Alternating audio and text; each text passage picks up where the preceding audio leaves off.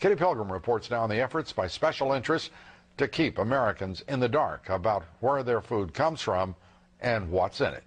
Many experts say conditions today are ideal for a new bird flu virus to become deadly, even more deadly than the 1918 outbreak. The unlikely culprit is a change in the way animals are raised for food. Chickens used to run around the barnyard, but now we cram tens of thousands of birds into these filthy football field-sized sheds to lie beak to beak in their own waste, a veritable breeding ground for disease.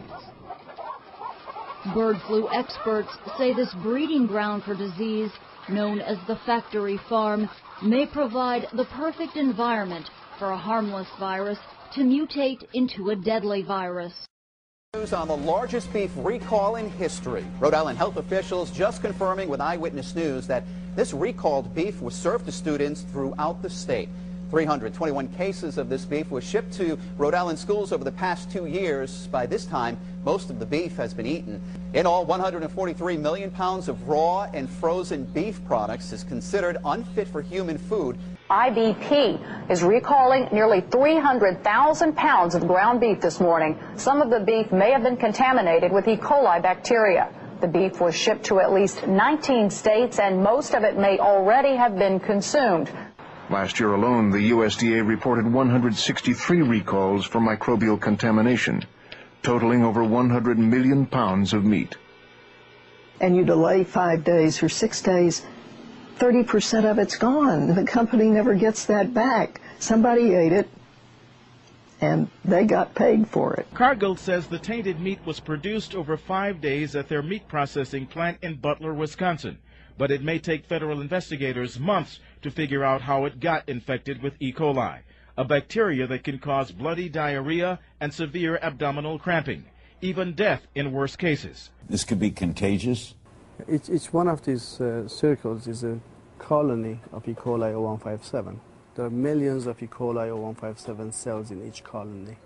I think that about 1 to 10 cells can infect one person. You can calculate how many people can get infected with just one of these tiny dots.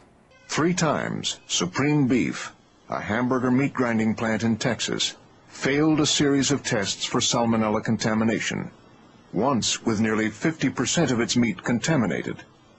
Instead of complying with the new standards, they sued the USDA.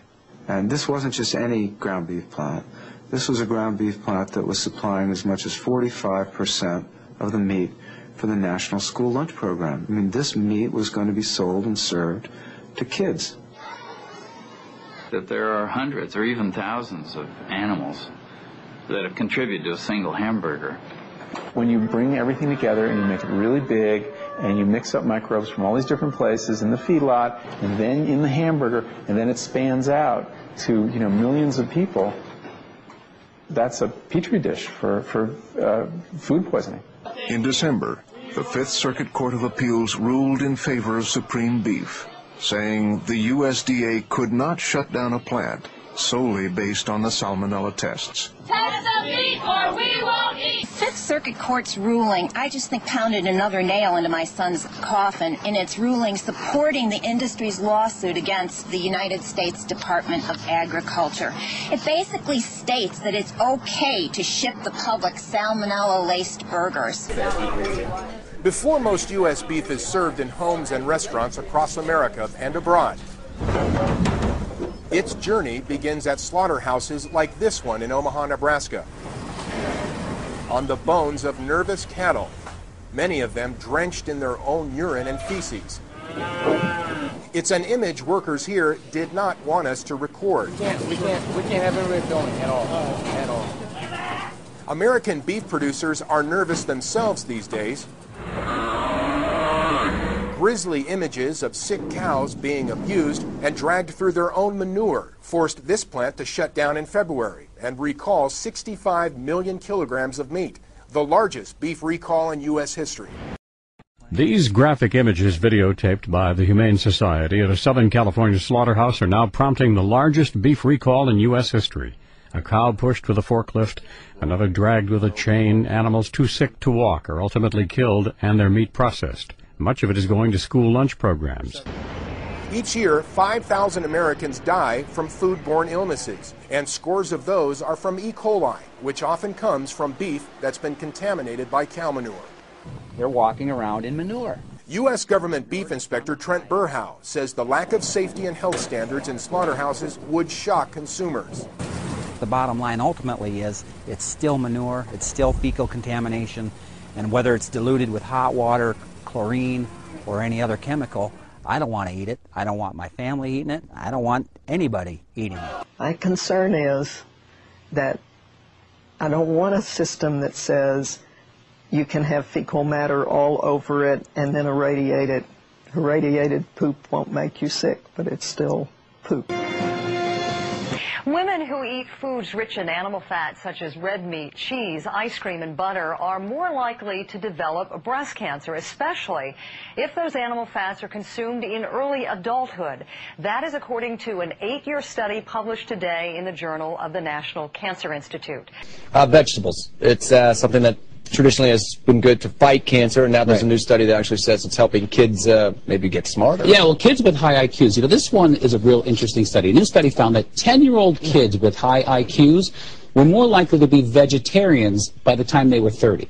So I guess they were smart when they were younger, knew what to do. Well, according to this British study of more than 8,000 men and women, those who were vegetarians by age 30 had an IQ that was 5 points higher than average when they were 10 years old. Now, researchers say this finding may explain why a higher IQ in childhood is linked with reduced heart attack and heart disease risk as an adult later in life, because vegetarianism is a heart-healthy diet. It is a heart-healthy diet.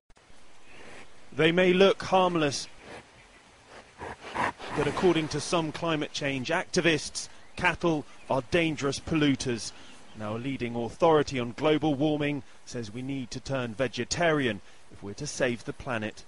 According to the UN, turning vegetarian would have a major environmental impact.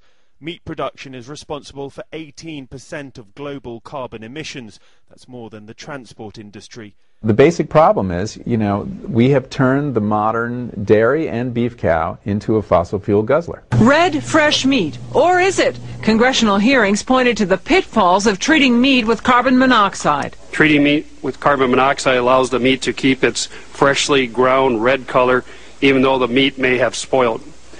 I have a picture on the screen. There's 2 packages of ground meat that were left out at room temperature for 27 hours. You can see the one which was treated with carbon monoxide looks fresh and red, while the other meat has turned brown and quite nasty looking. Congressman Stupak and Congressman Ed Markey have introduced legislation that would require meat treated with carbon monoxide to be labeled so the consumer would know. According to the industry, 2/3 of all meat and chicken is no longer cut by a butcher in front of customers or in back of the supermarket case. Now, pre-packaged, case-ready meat is prepared off-site at large distributors and then shipped to supermarkets. The carbon monoxide treatment keeps meat looking fresh in that process.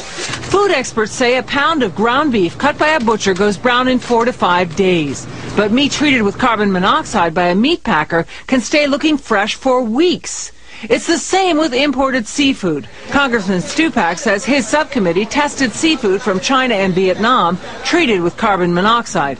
20% turned out to be bad and was refused. It's a problem because consumers aren't informed about how meat is treated. The meat is being treated with chemicals so that it's going to look like it's fresher than it is. I think consumers have a right to know how fresh their meat is. None of us really know how safe the meat supply is. We do know that there's still 76 million cases of foodborne illness every year.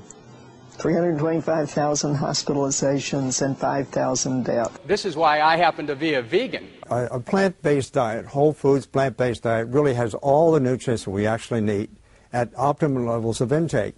It's about all of the people who champion drastic lifestyle changes without leading by example. The biggest step is letting go of meat. It's not worth risking the lives of millions of people. Don't eat it. Throw it out.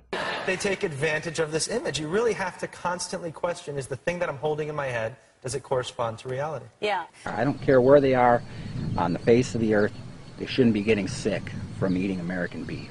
How many people are going to have to get sick and or die before the government steps it up in regard to consumer safety protection. You cannot regulate what you're trying to promote.